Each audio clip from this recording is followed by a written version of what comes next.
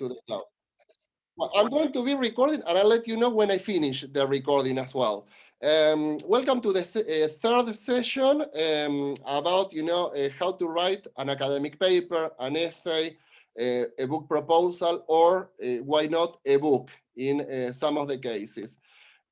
My contact details, you all know me by now. If not, please send me an email to j.nunes@mmu.ac.uk.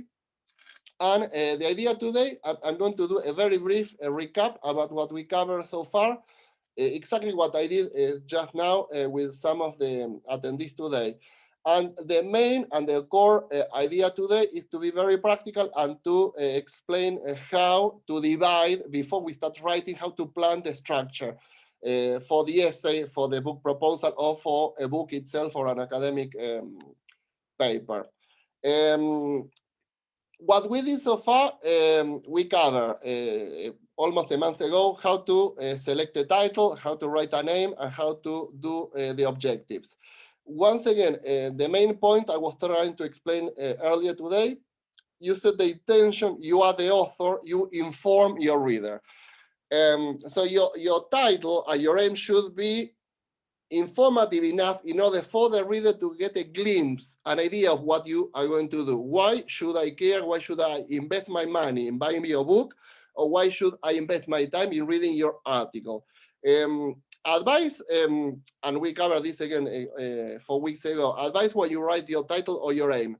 Try to be clear, not too clever, between inverted commas. You may refer, some people use metaphors or film names or even songs. The problem is you may know about this metaphor or this film or this song, and then your readers may not. So my advice when you select the title and the aim, try not to make them into a secret or something very hard to understand. Try to be very clear about what intention you set. And the objectives, again, the kind of steps you will take in order to make that intention real, that intention possible. The objectives, and again, I'll refer to that in the proposal when we talk about the structure. Remember, you will have a formal limitation, what we call at university word count. Any publisher, whether an academic paper or a book publisher, will ask you the same when you sign a contract. You will have a target, a top word count. So that is why it's so important you select very precise objectives, because you will be able to deal with one portion of the complete issue you want to discuss. We covered as well methodology and search engines last time. Again, for the ones that were with me all these 3 sessions, you already know how to draft a name, how to draft an objective. We can do that later today if we want to do it live with me after I finish the recording. So I'm not going to cover these points now. Legal research skills as well. It's not only about search engines, which I'll mention in a second, but it's also about how you choose what kind of resources are more relevant to your research and what kind of resources may be interesting for your own reading, but they may not be very useful for your research. So you will have to have what we call not only critical writing, but critical reading. You will have to assess the relevance of the sources. That's what we call, last time I mentioned a bit about this, literature review. A literature review shouldn't simply be a brief summary of whatever research and sources you have.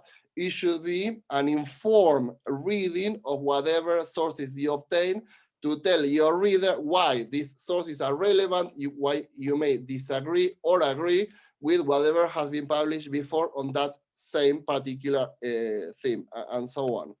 That is why here, either narrative or systematic review, in any case, you are bringing your own reading to the literature review. It's not simply copying and pasting or a brief summary of whatever sources you manage to obtain.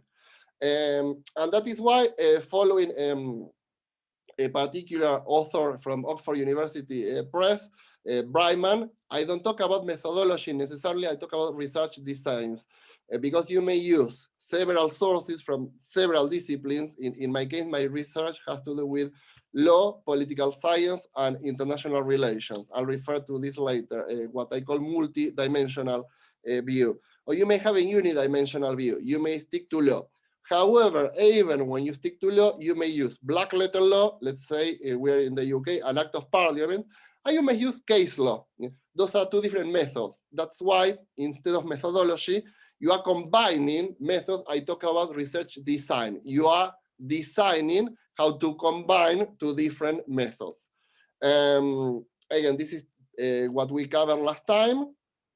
And if you need to explore a bit more about how to do academic research, whether to write an essay, an academic paper, or a journal, to me, this is right now the best book, Social Research Method, because again, it talks about law, but not only about law. So for the one that want to have a broader view, I think Breiman has done a very good work with this publication. And it's already on the library, in the library. Research background. This is the class today or the seminar today. It's not the class, it's a seminar, or working together with you. How you, once you set your intention, your aim, you tell your reader, okay, I'm going to take you here. I'm going to talk about the European Union. I'm going to talk about primacy. I'm going to talk about contract law or territorial disputes. Okay, how you're going to do it. That's what I call the research background. For those who are doing the LLM or in the future a PhD or even for a book proposal, by research background, we talk about the main body of your proposal, or in the future your book, or in the future your academic article. The main point today will be the structure, how to deal with introduction, chapters, and conclusion. Part of the research background has to do with the literature review. I talked about that last time. Again, it's an outline, a critical reading of whatever sources you gather together. And two important points I may not cover today. We can cover this in the discussion after I finish recording: justification and novelty. Tell your reader, and that's usually the introduction, tell your reader why your particular take, your particular angle, your particular idea is important to them or to the science. Give what I call justification, why this is relevant to them, to your readers. Remember, you are writing for somebody, for your audience, who may be your colleagues, your students, or the complete world, people that may want to be informed. Why this is so important? Because depending on the audience, you will have to adapt not only the kind of content in terms of sources, but the delivery, the kind of jargon you may use or not, the kind of technicalities you may decide to incorporate or not. It's not the same to write for a blog or for a broad publisher than for a specific publisher or a specific academic journal in a specific discipline. A specific discipline, a specific journal will ask you to use jargon, will ask you to use specificities of the science. A more ample and open audience book, an open audience academic paper may ask you something broader in terms of language, in terms of vocabulary. You may have to avoid the use of jargon.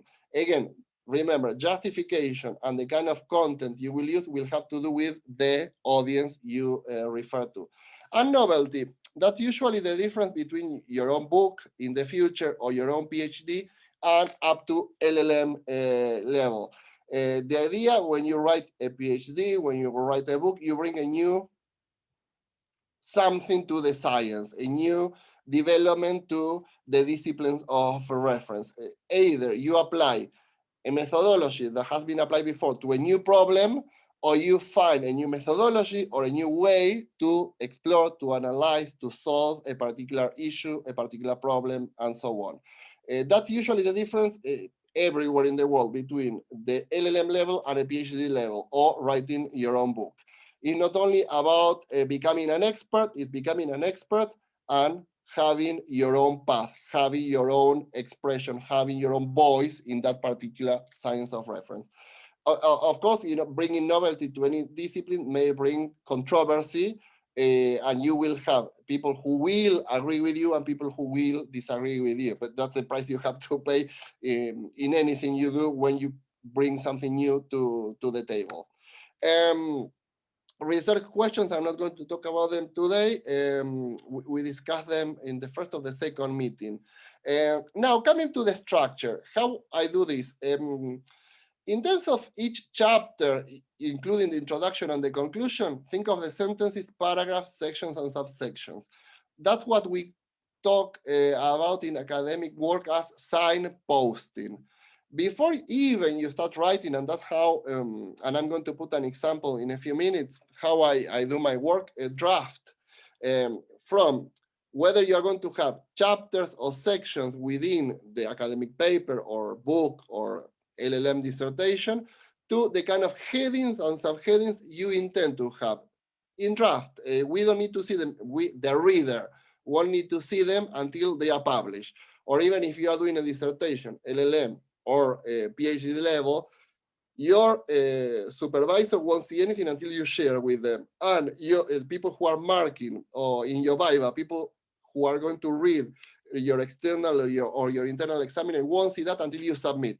So again, do yourself a favor when you are planning this, add headings and subheadings to the section that will be part of your academic paper or your PhD, LLM dissertation, or a book, because again, by doing that, you are indicating clearly what kind of steps in terms of structure your work will have. The very basic kind of division in introduction, chapters, and conclusion. Why I say this, and I use the metaphor of not the elephant. You have to explain your audience how you're going to deal with this metaphor of the elephant, whether you're going to explore one part of this particular theme, this particular topic, or the complete topic. And even if you decided to assess the complete topic, you will have to explain how each part of that particular topic work together, coherence, yeah? How you are going to deal with each part, each individual part of the same topic coherently together. You may have what I advanced before, and I've been mentioning in all three sessions, a unidimensional view, which is perfectly fine, and no view is better than, it's your choice as an author. You may go for law only, or you may combine what I call a perspective change, a multidimensional view. You may go for different disciplines, law, political science, international relations, sociology, and so on. You may include one method, unidimensional view. You may include black letter law, in terms of law in particular. Or you may have a multi-dimensional view. You may include case law plus statistics, something socio-legal in the analysis.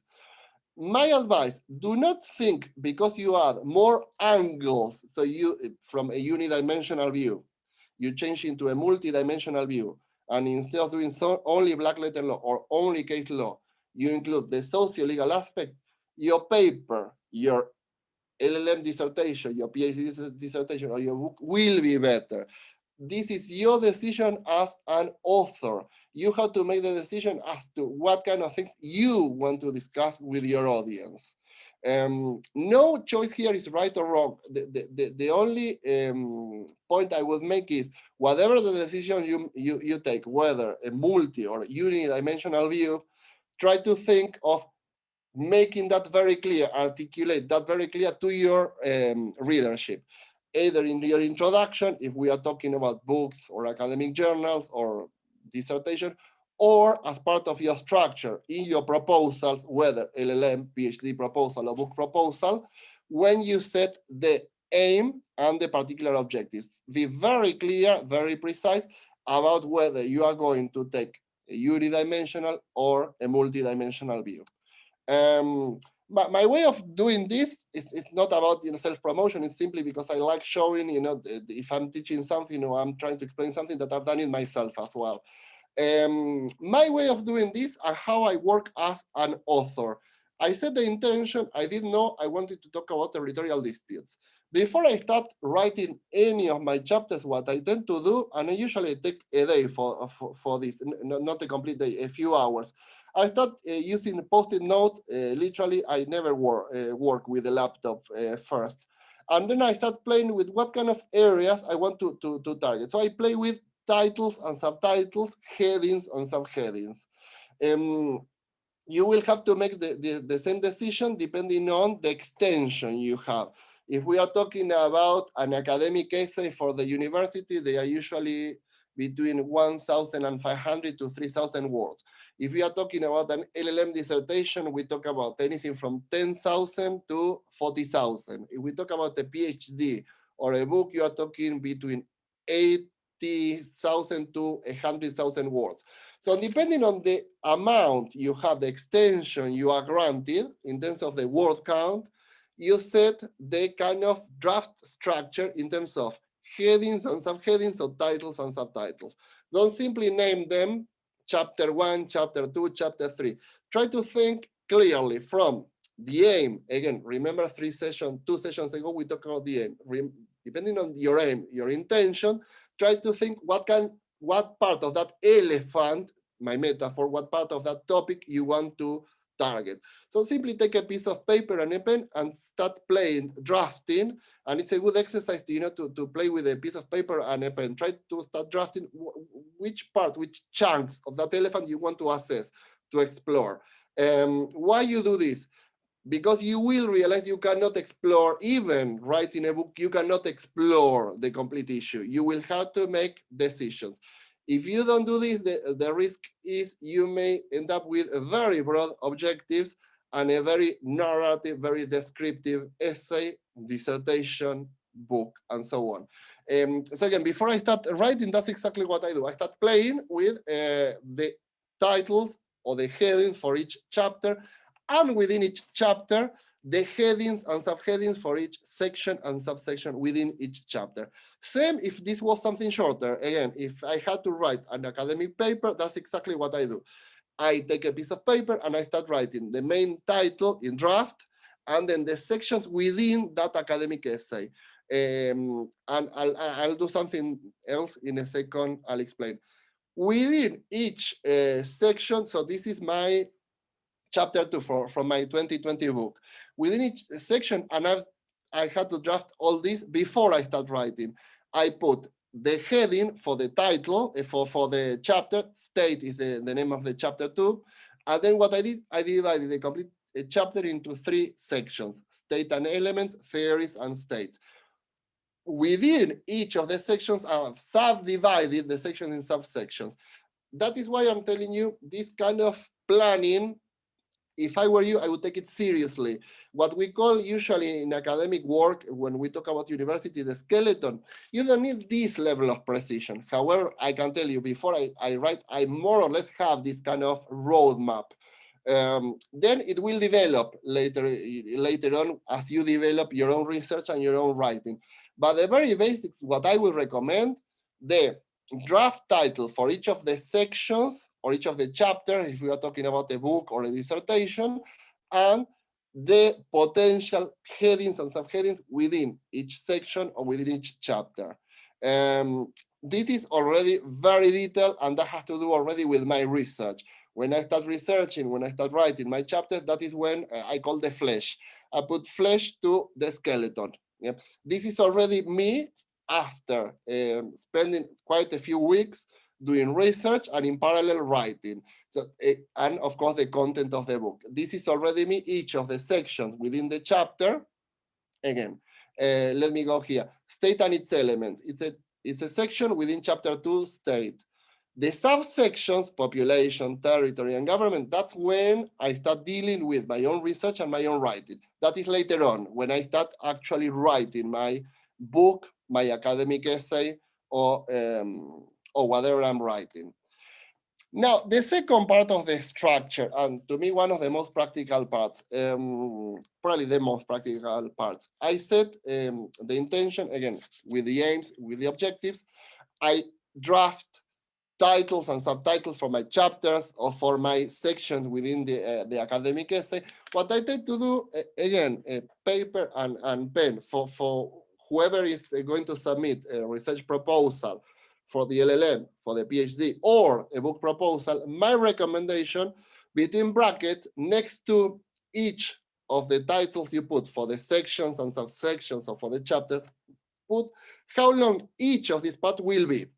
This is a simple example because let's assume you have to hand in your academic paper for Cambridge University Press or Harvard University Press. And you know their word limitation is up to, the articles up to 10,000 words, excluding footnotes. You have to check that, whether they include or exclude the footnotes.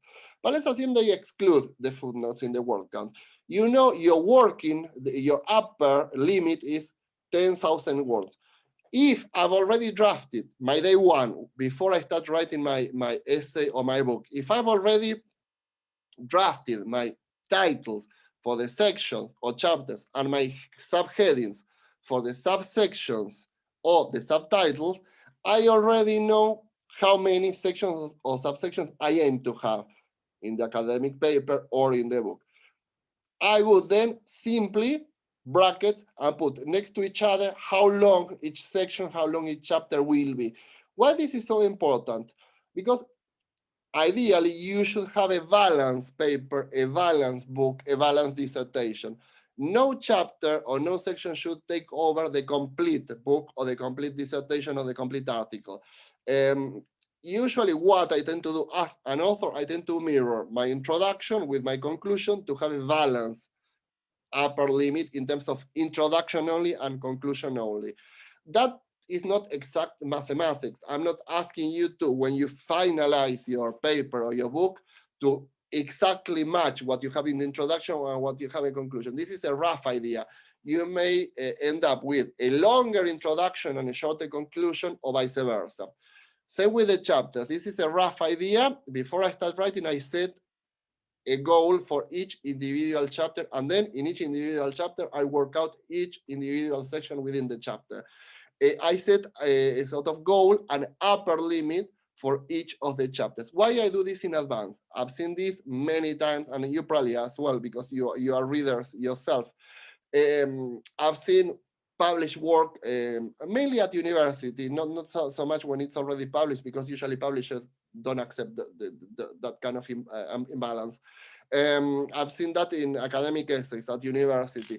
Usually the introduction is very long, the first chapter is very long, but then the student, the LLM candidate, and even the potential PhD candidate, they run out of space in terms of the word count. They spend much of the word count in the introduction and the very first chapters. And the very last part of the PhD or the LLM is very short in comparison, to a point that usually there is no conclusion, or the conclusion is very, very short in comparison to the rest of the work, whether a PhD, an LLM, or an academic essay.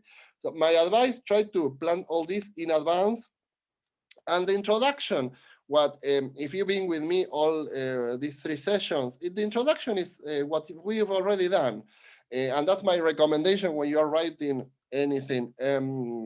You set the aim, put it in the introduction. You tell your reader what you want to achieve, why they should be with you, the justification, the kind of objective you have. So clearly set the step-by-step guidance to your reader. From reading the introduction, your reader, yourself as well as an author, but your reader mainly, should have a very clear idea about what the theme is going to be discussed, explore, what you're going to do with a theme, whether to agree or disagree, to offer a new angle, to explore in a deeper way, to assess, to compare, to contrast. Tell your reader. Yeah, that should be your introduction. And again, paraphrasing, you may paraphrase your objectives or your research questions and the methodology. Try to bring about what you are going to do in order for your reader to make a decision very early whether they are going to keep on reading your work or maybe they will need to do something else. And if you think, put yourself in their shoes, when you are a reader, and when you're doing academic research, that's exactly what you do. You may read the abstract, or you may read more than the abstract, the introduction of any academic paper or any book. Yeah? Usually that's when you, as a reader, make a decision whether that academic paper or that book is actually useful for you and for your readership, or for your own research. You should do that yourself. Put yourself in the shoes of your readers. Well, each chapter, we can talk about that later when we discuss this in more detail with people who came today. We explained. And again, for those who are doing an LLM or a PhD, my advice, go back to your university, in our case, Manchester Met, and check, because they are already sort of, not templates, but sort of skeleton structures that give you a sort of indication. This is not mandatory, it's simply indicative of how it would be good you do the thing. This is already, if you check out, I've worked for other universities, even in other countries as well. We have people from Hong Kong today. If you check Hong Kong universities or any university around the world, you should have this kind of document. Advice, one of my final advice, take this as advice, not as a mandatory requisite for you to follow to the T. These are some of the elements any research proposal, any book proposal should have. Not all of them, and you may not need all of them. In fact, this is all depending on whatever you are writing and whatever you want to discuss. As always, you are welcome to our discussion, Juris North. We are right now 9 people from 9 different universities, cutting across universities. We meet every month, and we are going to have a congress now in September. Manchester Law Journal, if you do have any question, please send me an email. I'll put you in touch with them. And that's it, my contact details. So I'm going to finish the recording. Let me stop the share. And I'm going to finish the recording now, and then we can start the session. There we are.